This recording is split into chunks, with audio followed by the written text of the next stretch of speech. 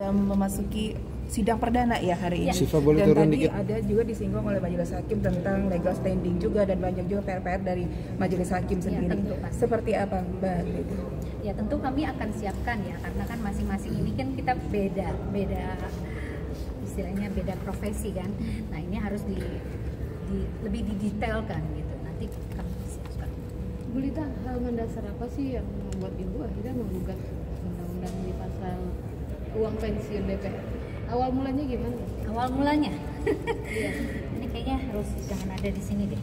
Coba Mohon saya maaf. pegang. Mungkin mewakili hati masyarakat ya, anggota dewan yang sudah punya gaji besar kemudian dapat pensiun seumur hidup. Gitu ya. Adil nggak tuh? Nah, Pertanyaannya gitu kan, adil nggak tuh? Nah, jadi kami di sini atas nama kesehatan mental, karena saya kan seorang psikolog ya.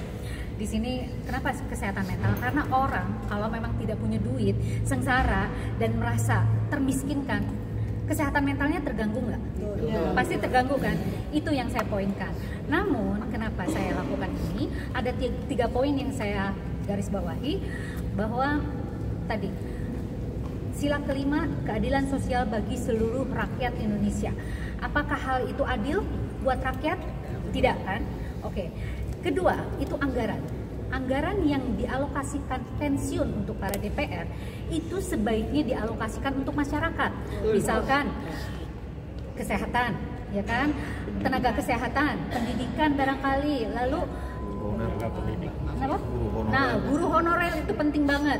Karena setelah saya sidik dan lidik, itu guru honorer hanya 400.000 per bulan. Apakah bisa hidup? Apakah itu hak adil? Tidak kan? Nah, jadi saya pun juga ingin menyuarakan hal ini. Dan yang ketiga adalah prinsip kesetaraan.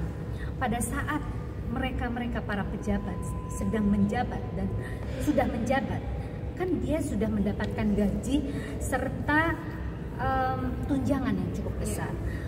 Masa sih tidak ada tabungan? Masa sih gitu kan? Kita yang sudah keluar aja angkanya udah jelas berapa nilainya.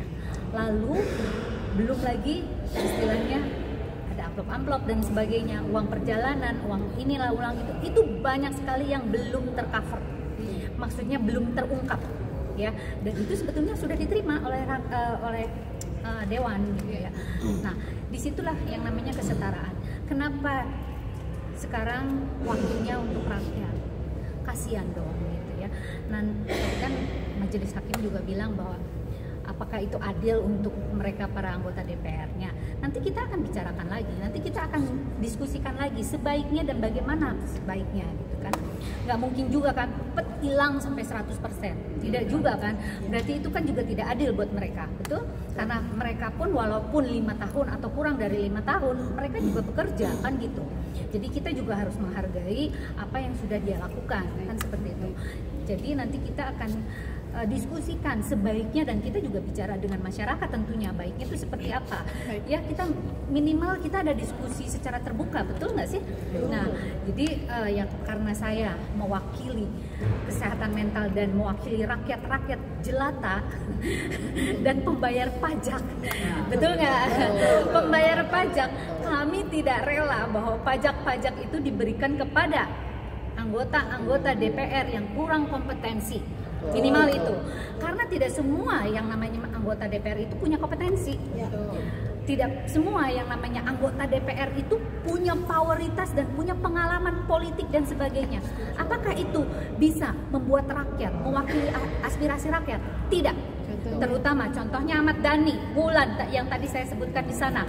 Lalu siapa lagi? Melly Guslow dan Nafa Urbach yang kemarin-kemarin kena semua itu. Itu apa? Itu contoh artis yang tidak mumpuni dalam hal, sorry itu saya, pendidikannya. Itu yang ketahuan, belum yang nggak ketahuan. Ada yang paket C segala macam. Bukan berarti kita merendahkan mereka. Namun apa yang sudah disampaikan oleh mereka dan kapasitas mereka, kompetensi mereka tidak sesuai penempatannya di komisi. Di komisi itu berat sekali loh kalau tidak mempunyai latar belakang pendidikan yang mumpuni. Betul nggak? Mohon maaf, Komisi 7 Riset dan Teknologi, Mulan Jamila ada di sana, sedangkan dia SMA. Bisakah dia? Pertanyaannya itu. Saya, mohon maaf, S3 loh.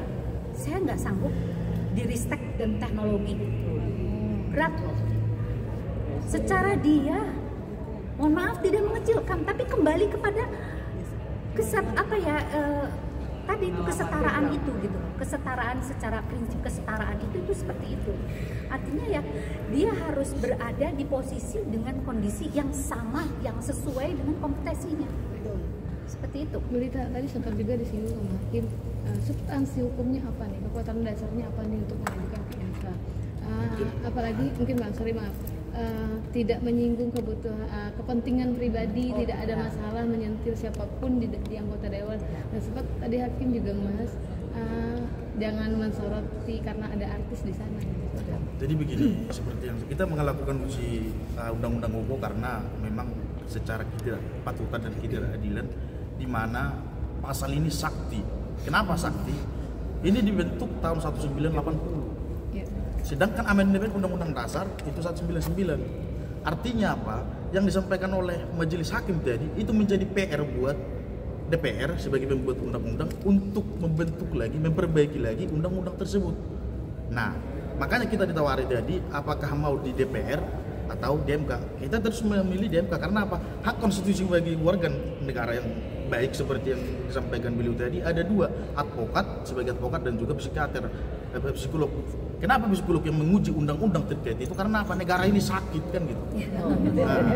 Tidak baik-baik kan begitu. Sedang tidak baik-baik Bayangkan saja. pasal tersebut itu memberikan uang pensiun kepada DPR itu sampai mati gitu loh. Bahkan sudah mati pun beliau istilahnya mau mati dia itu meninggal ada diwariskan kepada anak istri. Artinya apa? Sakti ini gitu loh. Bahkan seorang pensiun, bahkan TNI, polisi dia harus membutuhkan 30-20 tahun untuk mengabdi. Sedangkan DPR hanya 5 tahun doang. Dan ini pun kalau dia terlibat tindak pidana korupsi, dia tetap mendapatkan pensiun. Nah, di dalam hukum ketatanegaraan, DPR itu adalah perpanjangan tangan dari masyarakat. Yang menjadi pertanyaan, apakah dana pensiun ini interpretasi dari masyarakat? Tentu saya rasa tidak. Karena apa? Dibuktikan dengan faktanya sebelum persidangan hari ini dimulai 1 minggu ke belakang ini udah banyak kontroversi dari masyarakat, penolakan. Jadi saya rasa bagi masyarakat, makanya saya sampaikan untuk masyarakat sebagai pembayar pajak tentu keberatan untuk mendapatkannya. Udah terlalu banyak lah negara memberikan kepada DPR. Dan satu lagi saya mau backup yang disampaikan. Bayangkan seorang DPR seperti yang disampaikan tadi. Kenapa artis banyak ke sana? Karena apa? Uang pensiun ini. Kalaupun dia pensiun segala macam ya tentu dia dapat banyak duit kan begitu. Satu lagi, kami sebagai advokat, penegak hukum maupun MK maupun kejaksaan, hakim agung itu harus pendidikan minimal S1. Bahkan di dalam tadi itu rata-rata profesor. Itu pelaksana undang-undang. Sedangkan yang membuat undang-undang, tahu sendiri. Yang membuat undang-undang itu sendiri apa? Gak ada, seperti yang sampaikan tadi, ada lulusan SMK dan lain sebagainya gitu loh. Kita sebagai pelaksana undang-undang pun harus sekolah gitu loh, harus kuliah gitu loh. Itu hitungan Bu Lita seperti apa sih uang pensiun itu Bu sampai tersoroti uang pensiun gitu? Secara detail pengacara saya sih yang urusan itu sih. Detail uang pensiun ya. Nah, Berapa itu sih, kalkulasi secara manualnya ya, itu 60% dari gaji yang diterima oleh DPR. Berapa Bang? Jadi itu hampir 226 miliar, itu penerimanya kurang lebih 5.000 pensiunan dari DPR. 5.170. Nah itu udah termasuk yang melakukan tindak pidana segala macam. Bahkan sudah melakukan tindak pidana pun dia, baik itu korupsi, dia masih dapat gitu loh. Meninggal pun dia dapat. Nah ini kan menjadi ketidakadilan kan gitu. Itu. Mbak Lita mungkin kemarin menanggapi sempat dituding dibayar untuk menggugat itu seperti apa sih? Sorry maaf. Yang kemarin atas tudingan yang katanya Mbak Lita dibayar untuk menggugat. Oh, Bayar ya siapa? dianggap ya itu si buzzer lah. Ada salah satu partai yang memang dia tidak suka saya menggugat-gugat hal ini, saya masuk ke MK. Saya betul itu karena hati nurani saya tergerak karena yaitu tadi kesehatan mental kita ini seperti apa. Saya juga tenaga kesehatan dan yang lain-lain juga tenaga kesehatan, kasihan sekali, miris sekali, tenaga honorer dan sebagainya. Itu aduh sangat miris sekali dan 400.000 loh mereka mengeluh, dan banyak sekali. Kalau saya ada waktu, saya scroll terus tuh TikTok tuh, semua tuh keluhan loh. Keluhan dan bagaimana solusinya, bagaimana ini. Itu saya miris sekali gitu. Kenapa saya nggak harus saya terjun langsung untuk menggugat ini gitu. Minimal saya menyuarakan dan saya ada action gitu. Jadi tidak cuma berkuar-kuar. Mungkin teman-teman di sini ngelihat Tita Gading kayaknya capek ya ngomong terus ya di sosial media. Tapi itu jelas apa yang saya menjadikan suara saya keluar, artinya itu keresahan saya gitu. Keresahan saya yang harus saya tanggapi sesuai dengan kompetensi saya. Seperti itu. Jadi menurut saya sih mudah-mudahan ini bermanfaat untuk semuanya ya, untuk masyarakat. Dan sekali lagi saya juga mohon doa dan support dari teman-teman semua, dari rakyat Indonesia yang waras ya, karena banyak yang tidak waras ya, dan mudah-mudahan betul nggak Pak?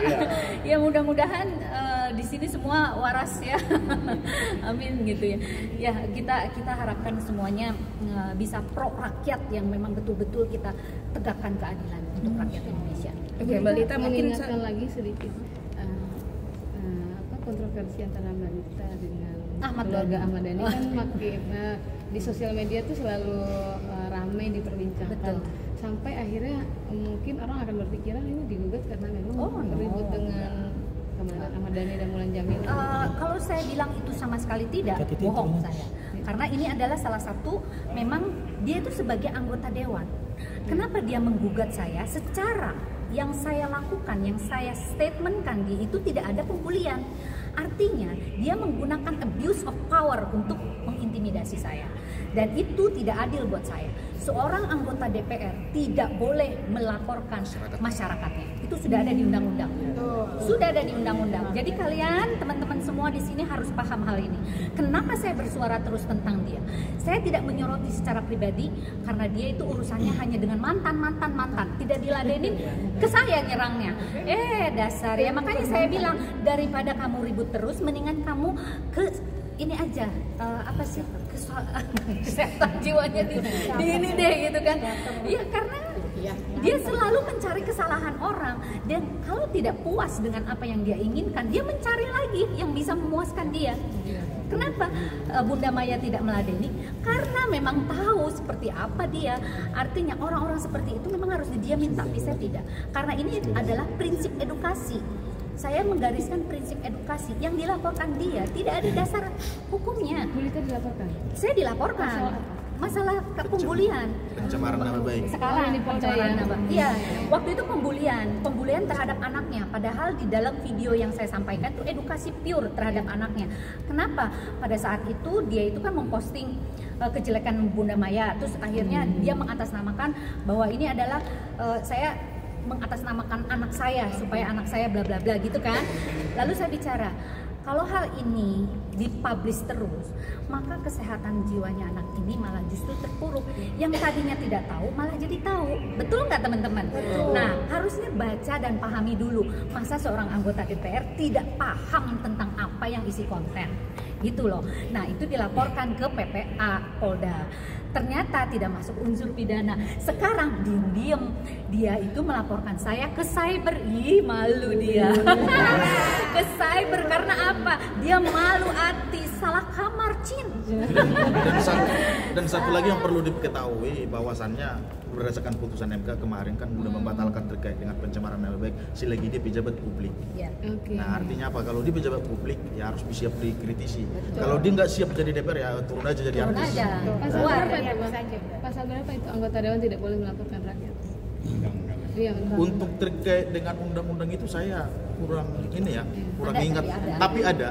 Yang jelas kalau putusan MK mengatakan itu yang berburu dari pencemaran nama baik itu, harusnya kalau dia seorang pejabat publik siap dikritik. Kalau tidak mau dia turun jadi artis kan begitu. Bu Lita, ini kan dari Ahmad Dhani kan sudah melaporkan ya Bu Lita ya? Banyak sekali teroran saya entah kenapa ya, saya tidak menuduh siapa yang neror, tapi yang jelas dalam hal ini saya tidak bisa tidur, mungkin disuruhnya begitu, tapi nggak mempan lah sama saya. Saya suhunya kok, ya kan, suhu kesehatan mental masa bisa diteror kayak begitu, ya kan? Jadi saya udah biarin aja gitu. Bu Lita, ini kan kemarin katanya udah dilaporkan Ahmad Dhani ke apa? Cybernya itu. Ya. Untuk pemeriksaannya ada nggak sih? Sudah dong. Emang harusnya tahu ya. Ini dari mana aja boleh tahu nggak? Belum terinfo Bu, soal banyak laporan. Udah saya dilaporkan waktu itu ke Polda. Tapi akan ada pemeriksaan? Sudah ada pemeriksaan. Ternyata setelah diperiksa dan klarifikasi tidak masuk. Kasihan deh. Dia malu-malu kan nanya-nanya wartawan, kan kemarin kan ngundang tuh wartawan mau menggugat Lita Gading katanya gitu. Terus dia diem-diem ke cyber. Ya kita lakukan hari Selasa kita cyber. Mungkin Berarti Selasa besok. tanggapannya besok ya. Selasa besok. Besok. Ini cukup ya? Iya. Pemeriksaan. Cukup kali ya. Ya karena ini bilang kita AMK juga kan. Jadi terlalu ini nanti. Ya. Mbak ya. Ya. Ya rasa gitu teman-temannya cukup ya.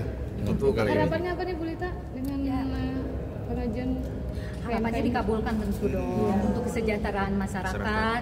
Minimal kita juga bisa bernapas sedikit ya Bu ya. Dan kita juga bisa menikmati hidup inilah dengan tidak banyak utang. Iya kan Bu? Bulita